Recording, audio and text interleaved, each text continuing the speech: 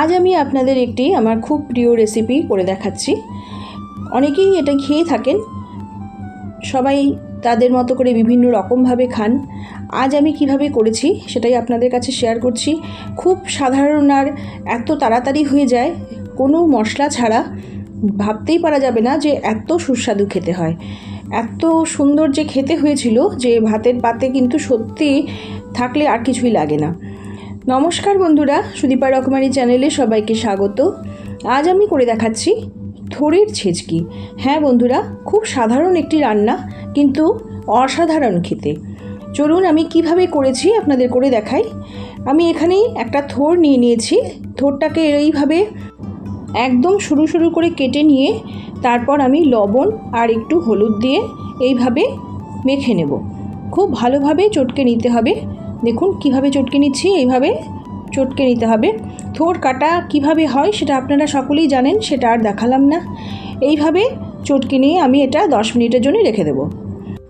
কড়াই বসিয়ে নিয়েছি, দিয়ে দিচ্ছি সর্ষের তেল। রেসিপিটা সর্ষের তেলেই করব। পরিমাণ মতো সর্ষের তেল দিয়ে দিলাম।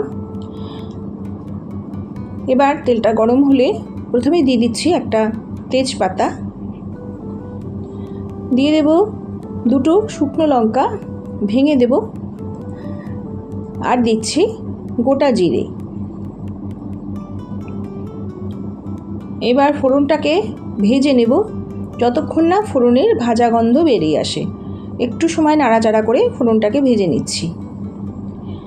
দিয়ে দিলাম কিছু চেরা কাঁচা লঙ্কা, ঝালটা আপনাদের স্বাদ মতো দেবেন। এবারে দিয়ে দিচ্ছি আমি মুগ ডাল। এখানে নিয়েছি আমি আমার হাতের 2 মুঠো মুগ ডাল। মুগ ডালটাকে ভালো করে আমি ধুয়ে জলটাকে একদম ঝরিয়ে নিয়েছি। একটু সময় জলটাকে ঝরিয়ে নেবেন, তাতে জলটা না থাকলে মুগ ডাল ভাজাটা ভালো হবে। সেই জন্যে জলটাকে ঝরিয়ে নিয়েছি। একটু সময় জলটাকে ঝরিয়ে নিয়ে আমি মুগ ডালটা দিয়ে দিলাম। এবার মুগ ডালটাকে তেলের মধ্যে খুব ভালোভাবে লাল করে ভেজে নেব। লক্ষ্য রাখতে হবে মুগ ডালটা যেন লাল করে ভাজা হয়, সমানে নেড়ে যেতে হবে। এইভাবে দেখুন ডালটা কিন্তু আমার ভাজা হয়ে এসছে, লাল রং ধরে গেছে। এই পর্যায়ে আমি এবার এর মধ্যে দিয়ে দেব কেটে রাখা থোড়টা। থোড়টাকে হাত দিয়ে এইভাবে চিপে চিপে দেব, যাতে একটু থোড়ের জলটা না থাকে। দেখুন আমি কিভাবে দিচ্ছি। নুন আর হলুদ দিয়ে যেহেতু আমি থোড়টাকে মেখে রেখে দিয়েছিলাম, সেজন্য প্রচুর থোড়টা থেকে জল বেরিয়েছে। জলটাকে পুরো চিপে হাত দিয়ে ফেলে দিয়ে সেই থোড়টাকেই আমি দেব। দেখুন এইভাবে চিপে চিপে থোড়টা দিয়ে দিচ্ছি। এইভাবেই দেবেন। থোড়ের ঘন্ট বা থোড়ের অন্য কোনো রেসিপি আপনারা সবাই করেন, জানেন কীভাবে করতে হয়, তাও আমি এটা দেখিয়ে দিচ্ছি আপনাদের। যারা থোড় করেননি আগে তাদের জন্যে এইভাবে দেখিয়ে দিলাম। দেখুন এইভাবে থোড়টাকে চিপে চিপে জলটা না দিয়ে আমি থোড়টা দিয়ে দিলাম। দেখুন কতখানি থোড়ের থেকে জল বেরিয়েছে। এবার ভালো করে সব কিছু নাড়াচাড়া করে নিচ্ছি। ডালের সাথে থোড়টাকে ভালো করে ভেজে নেব।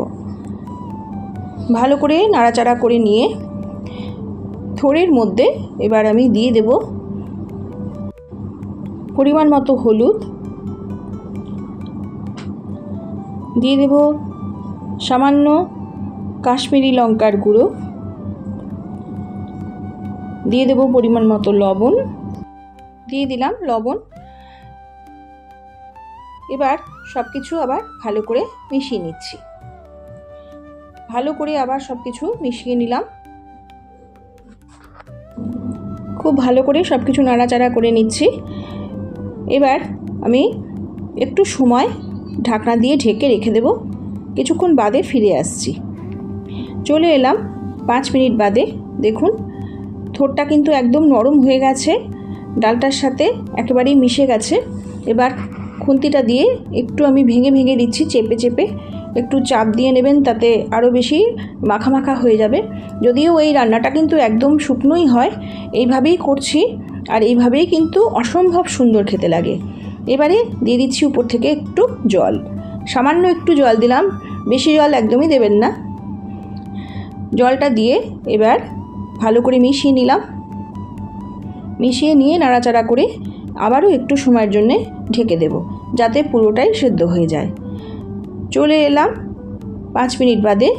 দেখুন থোড়টা কিন্তু একদমই সেদ্ধ হয়ে গেছে, ডালটাও সেদ্ধ হয়ে গেছে।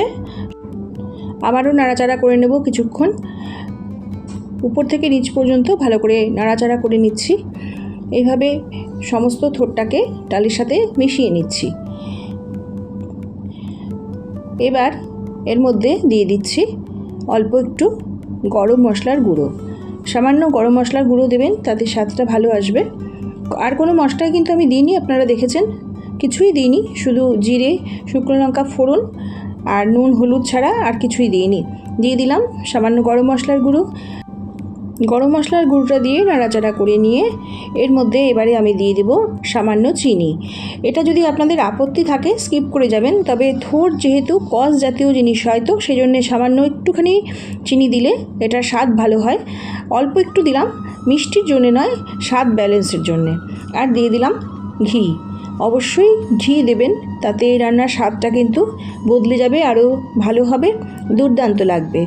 এই রেসিপিটা এত সুন্দর খেতে হয়েছিল যে আমরা আবার থোড় এনে এইভাবে করে খেয়েছি, সেটাই জন্যই আপনাদের কাছে শেয়ার করলাম। এত খেতে ভালো হয়েছিল।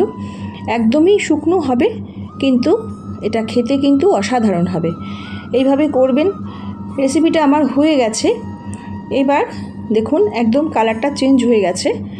ঘি দেওয়ার পরেই কিন্তু এর কালারটা একদমই চেঞ্জ হয়ে যাবে। এবার আমি খুন্তিটা দিয়ে একটু চেপে চেপে নিচ্ছি। দেখুন সম্পূর্ণ রেডি হয়ে গেছে। এবার আমি ইন্ডাকশানটা বন্ধ করে ঢেকে রেখে দেব রেস্টে কিছুক্ষণের জন্যে।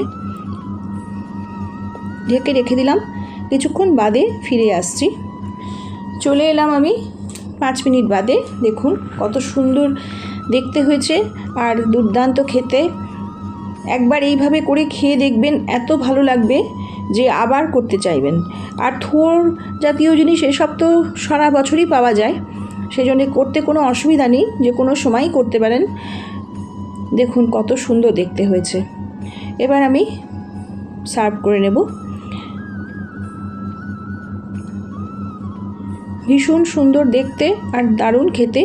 একদম সাধারণভাবে রান্না, মশলা ছাড়া, আর খুব অল্প সময়, কিন্তু অসাধারণ খেতে।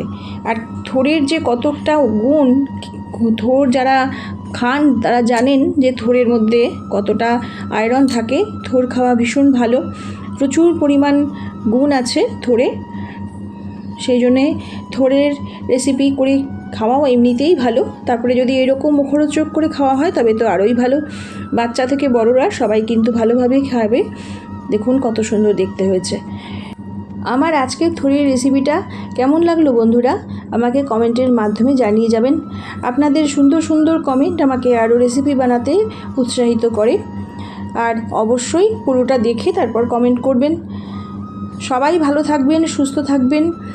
আমি আবারও একটি নতুন রেসিপি নিয়ে আপনাদের কাছে চলে আসব। ততক্ষণ সবাই ভালো থাকুন। নমস্কার।